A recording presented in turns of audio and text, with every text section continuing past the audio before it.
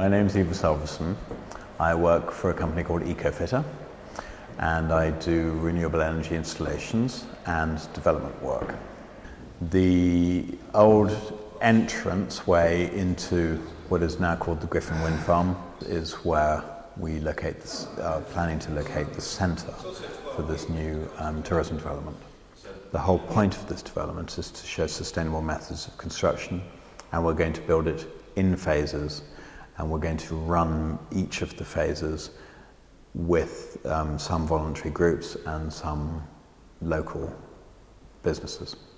The point of building it in this location is, one, I'm already involved in the land and have been for years. The second point of being next to the wind farm is that we're planning to show people renewable energy infrastructure. We're planning to show people small-scale renewable energy infrastructure in the buildings that we're hoping to create. So small biomass systems, ground source heat pumps, solar hot water, solar PV. So some of the products that are installed in the houses will be very much experimental, and some of the products will be known technologies that are already microgeneration certified approved. The second phase of our development is to put up our own small-scale wind turbines going from 2.5 kilowatts, which is just more than a 2-bar electric fire, right the way up to 275 kilowatts, which is a tenth of the size of the big turbines at Griffin.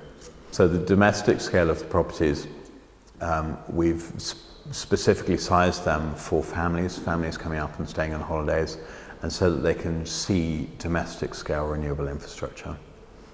So the number of structures we have here, they're built in clusters of 6. So we've got 6 earth and rammed earth houses, cob houses and rammed earth houses, 6 log houses, 6 straw bale houses, and then we go into what could be classed as temporary accommodation. So we have 14 tents and yurts, and the 14 tents and yurts can go up in relatively quickly. They're due to go up and come down seasonally anyway, and so we can start the site with tents and yurts quite quickly.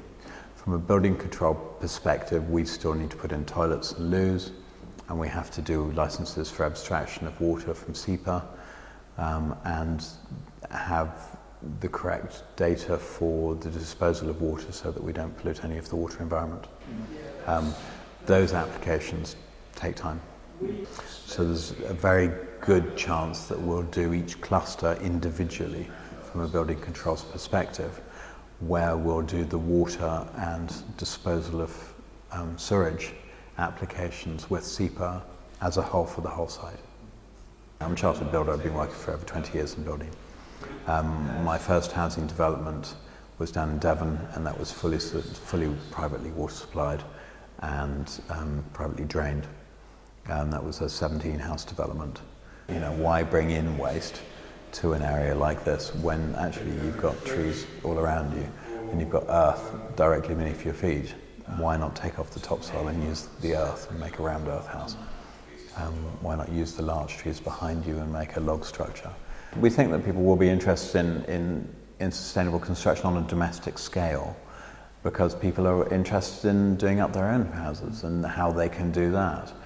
People are always looking at how they can do things more cheaply, more effectively, and having less impact on the environment.